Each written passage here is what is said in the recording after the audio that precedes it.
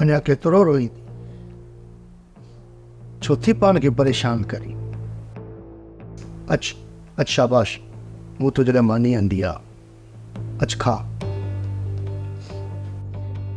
मानी खाइण खां पहिरियां मूंखे इहो ॿुधायो, मानी खा।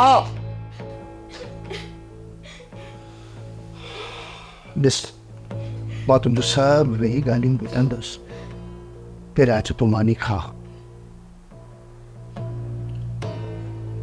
हाणे मां हलां थो, मोटी अचां त मानी खाता न हुजे।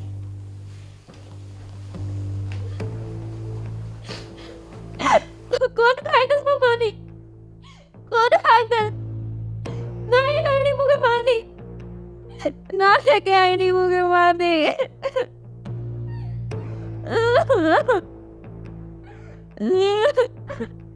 काका हो तू तव्हां त सफ़ा ॿाराणी करे छॾी। जेकॾहिं तव्हांखे ख़बर हुई त नाज़ा ॻोठ जे लाइ मांदी आहे त पोइ तव्हां हुन सां ईअं छो कयो? मां त हिननि बागे खे चयो हुयो त छोकिरी पर खिंडेरियो वेठी आहे, पाण सां गॾु वठी हलऊंसि, पर हिननि बागे चयो त अहिड़ी ॻाल्हि कान थींदी। बाबा छा ॿुधायां, 2-3 ॾींहं खां छोरी असांजे पुठियो अचे बाहि ॿारे, हलो ॻोठ हलो ॻोठ। पोइ त ख़बर ई कान पई त बस छोरीअ खणी फुर कई ॻोठ। बाबा इहा तव्हांखे पक आहे त अधी ॻोठ तरफ़ निकिती हूंदी? ॿियो काॾे वेंदी बा? काकी हाणे तव्हां छा सोचियो आहे? ॻोठ हलंदव या हिते ई कमाईंदव? बाबा ॻोठ त असीं पहुची वेंदासीं ख़ैरनि सां, पर पहिरीं इहा त ख़बर पए त छोरी ॻोठ पहुती आहे या त शहर में धिका पे थी खाए। काका हो तू जेकॾहिं नाज़ा ॻोठ जी ॻाल्हि कई आहे त पक सम्झो त नाज़ा ॻोठ वई हूंदी। पोइ बा वारो कयो, तूं ई पाॾो हुन जे पोयां वञो।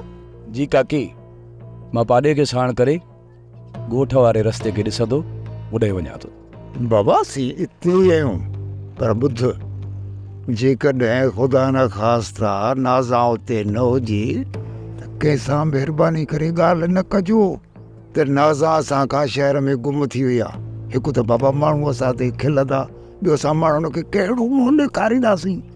काका हो तू असां इहा ॻाल्हि लिकाइण जी कंदासीं, पर इहा ॻाल्हि हाणे लिकंदी कोन। पाॾया हल त हलूं। काका हो तू तव्हां इहा जॻह न मटाए, हलिया।